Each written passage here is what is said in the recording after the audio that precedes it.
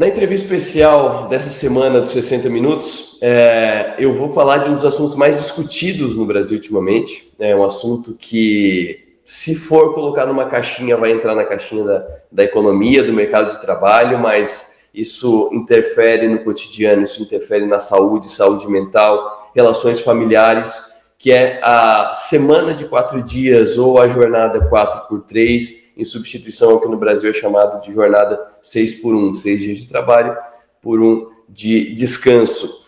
E para tratar desse tema, eu tenho o prazer de trazer aqui nos 60 Minutos um dos maiores expoentes dessa pesquisa, dessa tese que já está sendo aplicada, já está sendo testada há alguns anos, e tenho uma sorte, inclusive, de que ele é português, então eu não preciso nem traduzir a entrevista.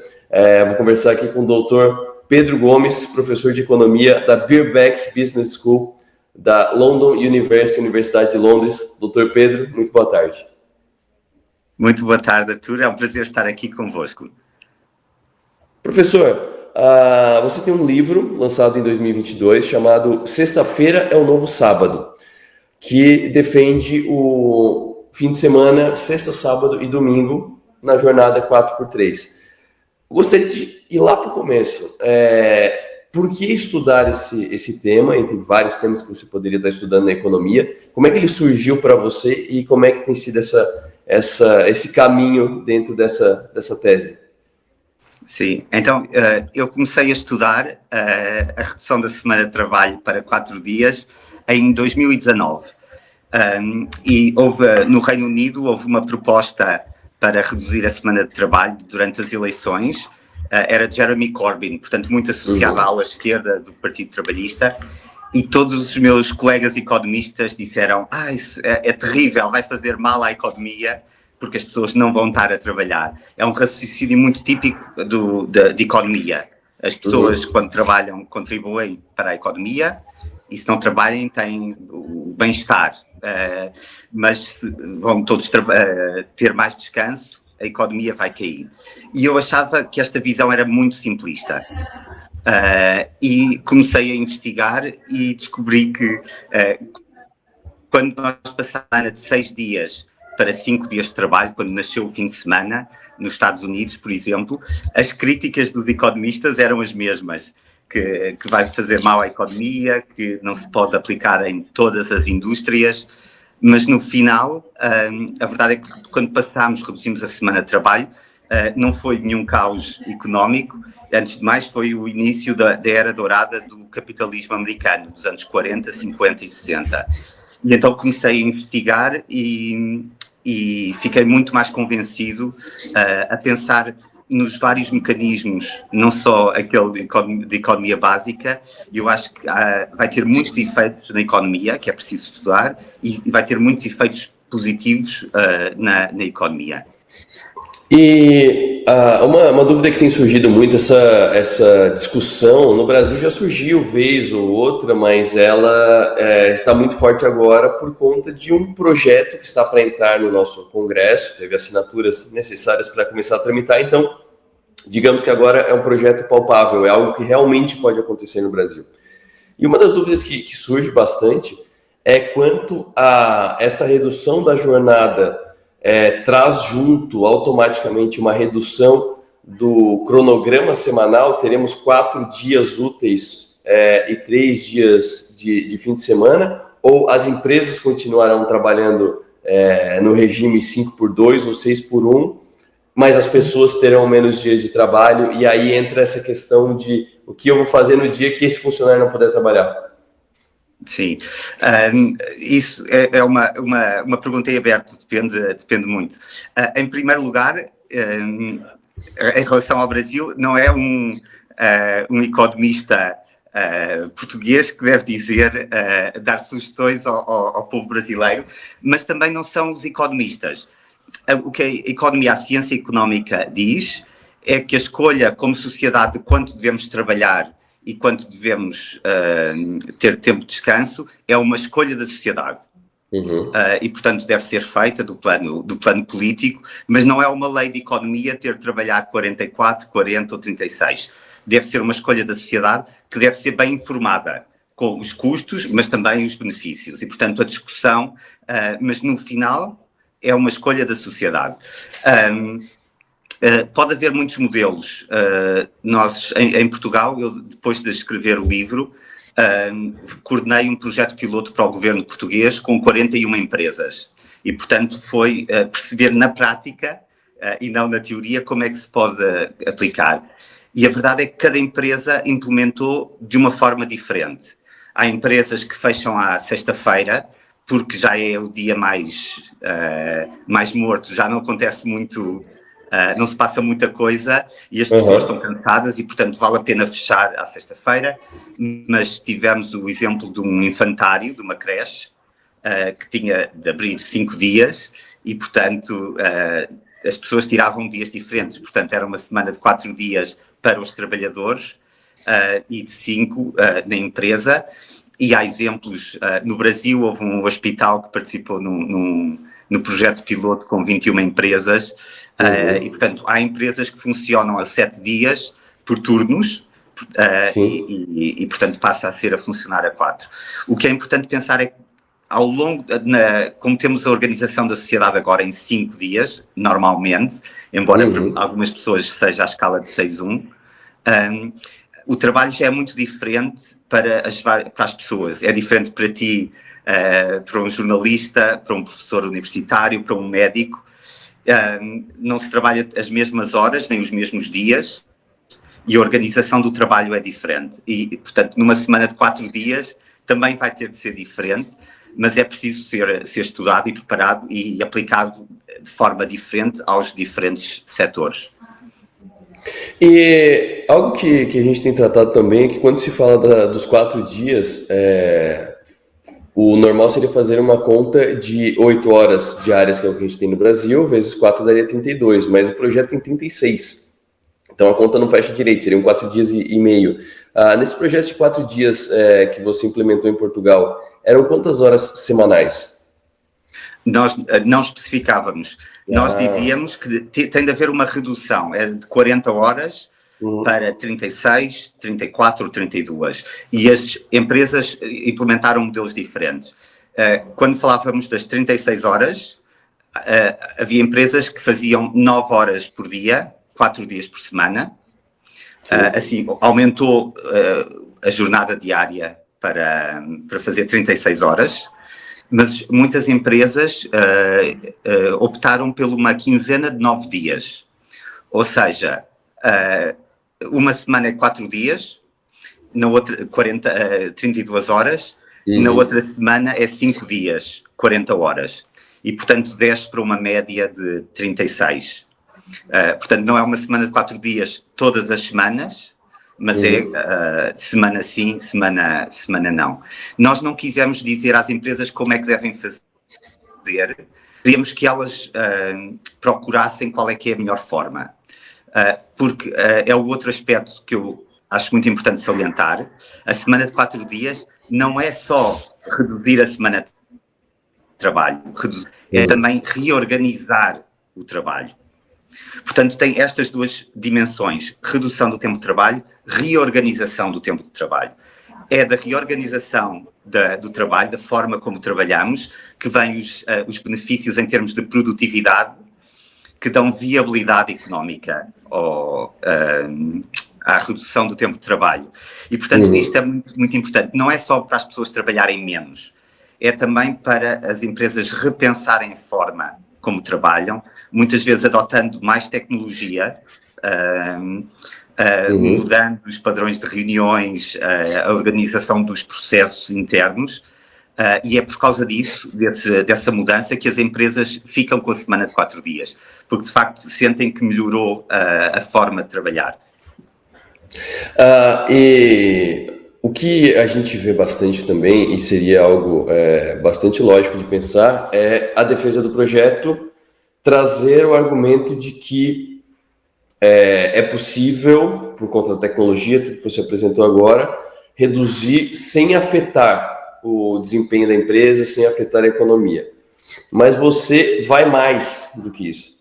Você defende que essa mudança não só não terá impactos negativos, como será, e não poderá, será a salvação do capitalismo. Eu gostaria que você aprofundasse essa ideia. Como a redução da jornada pode dar mais produtividade do que a jornada que a gente tem hoje?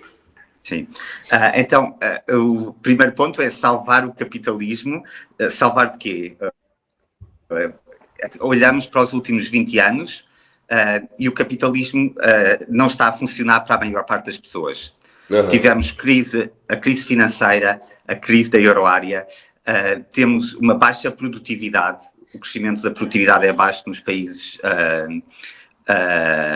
da OCDE, da Europa e dos Estados Unidos, bolhas imobiliárias, bolhas no mercado financeiro, bolhas nas criptomoedas.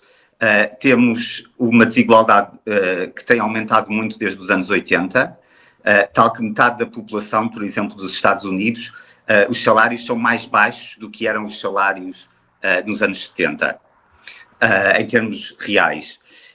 E, portanto, a economia não está a funcionar para a maior parte das pessoas e é por isso que muitos países estão a perder eleições para populistas que vão trazer mais riscos económicos. Portanto, os populistas não querem saber de instituições, de finanças públicas equilibradas, impõem tarifas que vão prejudicar o comércio internacional. Portanto, a verdade é que o capitalismo está doente, não está a funcionar. E há pessoas que querem acabar o capitalismo, eu não sou um deles, eu acredito no capitalismo, acredito nas regras que devemos ter de finanças públicas equilibradas, de comércio livre, mas não pode continuar como está. E então precisamos de alguma coisa que salve o capitalismo e, portanto, consiga responder às necessidades das pessoas. E eu acho que a semana de 4 dias, a redução do tempo de trabalho, é essa salvação. Porquê? Porque lá está, vai melhorar a vida das pessoas. Você faz inquéritos, questionários, 70%, 80%, 90% das pessoas queria trabalhar 4 dias ou menos, mas tem esse efeito na reorganização do trabalho que vai melhorar a economia, portanto não vai prejudicar como outras medidas, por exemplo, deportação de imigrantes ou tarifas. Então, porquê? Portanto, isto é o primeiro ponto, não? Porque é que o capitalismo está doente? É preciso melhorar, salvar o capitalismo, e isso implica dar resposta à classe trabalhadora, à maior parte das pessoas. Porque é que eu acho que vai ser mais do que o efeito na produtividade nas empresas? É que o tempo livre não é só, não traz só bem-estar, também tem um impacto económico. Tudo o que nós fazemos no tempo livre tem um efeito na economia. Por exemplo, é no tempo livre que nós, restaurantes, que vamos ao cinema, que viajamos internamente, e, portanto, vai estimular as indústrias de lazer, do entretenimento, que são uma parte significativa da produção de um país, é a produção de serviços relacionados com o lazer. Nos Estados Unidos, quando passou de 6 para 5 dias, 70% das pessoas iam ao cinema e desenvolveram a indústria, o Hollywood, que é uma das indústrias exportadoras maiores dos Estados Unidos. Mas também há muitas empresas que foram criadas por trabalhadores, mas no tempo livre decidiram criar a sua empresa. Utilizaram a sua empresa para criar a Ford, a Apple, todos nós temos os iPhones, a Nike de sapatos de corrida. Sim. Há muitas empresas que nasceram com este empreendedorismo híbrido. E, portanto, quando nós começamos a pensar, o lazer não é tempo morto para a economia. E, portanto, aí vem esses outros efeitos. É por isso que eu acho, para além de funcionar tão bem a empresa, portanto, a empresa continuar a funcionar tão bem, se reorganizar o trabalho, portanto, não é automático, mas se fizer essa reorganização, tem esses efeitos na produtividade, mas depois o próprio tempo de lazer vai criar mais atividade económica. Então, há inclusive, seguindo esse raciocínio, uma mudança do conceito do fim de semana, pelo menos do conceito que a gente tem aqui no Brasil, porque chega no fim de semana, principalmente quem trabalha na 6x1, porque na verdade é 5h30, né? No sábado o horário comercial é até a metade do dia, mas o fim de semana é para descansar.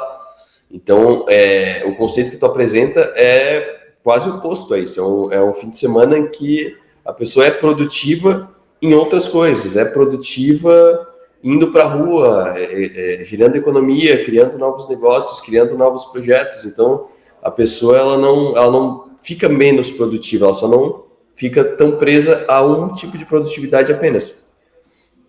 Sim, porque é muito importante o descanso. Portanto, o descanso é logo a primeira coisa que nós vamos fazer. E quando você trabalha 6 dias, mais as horas de transporte, casa, trabalho, você está exausto. Mesmo quando se trabalha 5 dias, o sábado está exausto, e sobretudo quando se tem filhos e família. E então aí é só descansar. Mas quando você vai ter mais tempo, você vai utilizar esse tempo para fazer outras coisas. O Henry Ford, que é o maior empresário americano do século XX, foi o primeiro industrial a implementar a semana de 5 dias, quando todo o resto da economia americana estava em 6. E eu dizia, consigo produzir mais carros organizando o trabalho em 5 dias. Portanto, o argumento da idade. Mas ele depois dizia, quem dos meus trabalhadores vai querer comprar um carro se estão 6 dias nas minhas fábricas?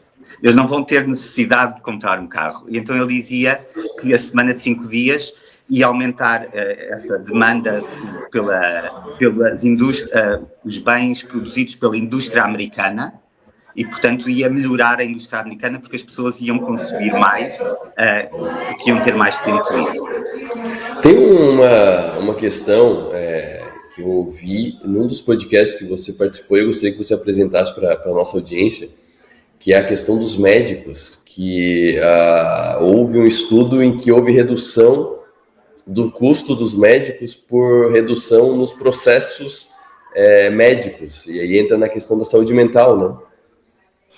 Sim, há uma parte muito, muito importante, é o custo que tem o excesso de trabalho, o burnout, o stress, e o impacto que tem nas empresas e no serviço de saúde, mas é também uma questão de organização. Por exemplo, houve uma experiência na Finlândia, num bloco operatório, e reduziram o tempo para os médicos, portanto tinham mais um dia livre, e conseguiram aumentar o tempo no bloco operatório. Porquê? Porque quando há muito absentismo, quando um médico falta, você imagina, tem o bloco operatório para a cirurgia preparado e falta um anestesista. Então não se pode fazer a operação. Então é muito... isto é, como é que as empresas conseguem produzir o mesmo com menos dias, é muito por causa do trabalho de equipa. Portanto, uma empresa é uma equipa, e uma equipa pode falhar porque um elemento não está a funcionar bem. É por isso que ao estarem mais descansados e organizarem melhor o trabalho com menos dias, a verdade é que funciona melhor para as empresas. E o que aconteceu nesse projeto que você implementou em Portugal? Esse projeto ele segue ainda? Ele já foi encerrado? E se ele foi encerrado, as empresas mantiveram essa jornada de 4 dias?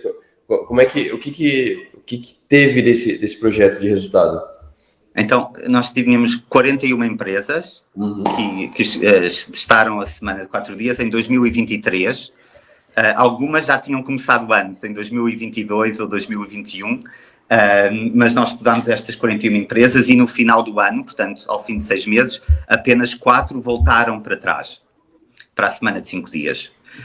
Só 4. Portanto, a maior parte manteve no mesmo ou noutro formato, mas não voltaram atrás. E o que nós percebemos foi as empresas que fizeram mais mudanças na organização do trabalho são aquelas que ficaram com a semana de 4 dias. As empresas que disseram ok, vamos trabalhar um bocadinho menos uns dias, mas trabalhamos da mesma maneira, da mesma forma. Muitas dessas voltaram para trás. Aí não sentem benefício. Mas as empresas que utilizaram a semana de 4 dias, melhorar a organização, adotar mais tecnologia, reduzir o tempo de reuniões para meia hora, criação de blocos de trabalho. Há muitas técnicas de gestão de tempo. E as empresas que fizeram isso mantiveram a semana de 4 dias. Uma questão também que me preocupa bastante é que eu vejo muitos exemplos como esse sendo apresentados, digamos, no lado norte do mundo, que são os países mais desenvolvidos. A gente está falando de Portugal, Finlândia, Estados Unidos, tem exemplos desse tipo também. E querendo ou não, a gente está pensando na nossa situação. O Brasil é um país emergente, é um país com a economia mais enfraquecida, é um país em que muita gente busca, inclusive, trabalhar mais do que a lei permite para não ter que procurar um segundo emprego. Existe algum país que não seja da Europa, dos mais desenvolvidos, em que você tenha visto esse modelo já aplicado, seja num projeto como o seu, ou algo que seja mais próximo ao que a gente vive aqui no Brasil? Não, tivemos projetos piloto na África do Sul. Tá. E também no Brasil. No Brasil teve 21 empresas. Você devia falar com o pessoal que trabalhou no projeto piloto da Reconnect e da 4-Day Week Global, que organizaram com empresas e vão fazer agora um novo projeto. E, portanto, funcionou com algumas empresas. Em termos de legislação, vocês têm o exemplo do Chile, que há uns meses ou há um ano baixou de 44 para 40 horas a jornada de trabalho. E, portanto, foi um passo. Aqui é muito a questão de quão grande querem que seja o passo. Há países que já reduziram para 36 horas ou 35, mas aí eu acho que é importante ter essa discussão para adequar o projeto à realidade.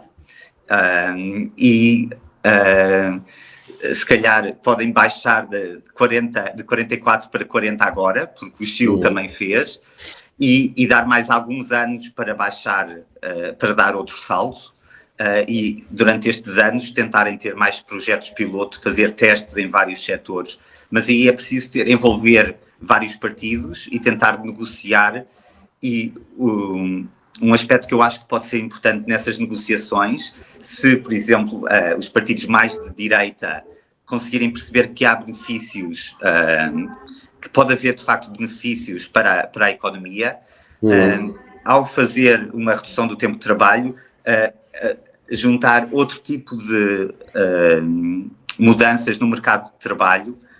Se vocês vão baixar, por exemplo, para 4 dias num espaço de 8 anos, por exemplo, ou de 5 anos, se calhar podem fazer outras coisas para melhorar o mercado de trabalho, liberalizar, facilitar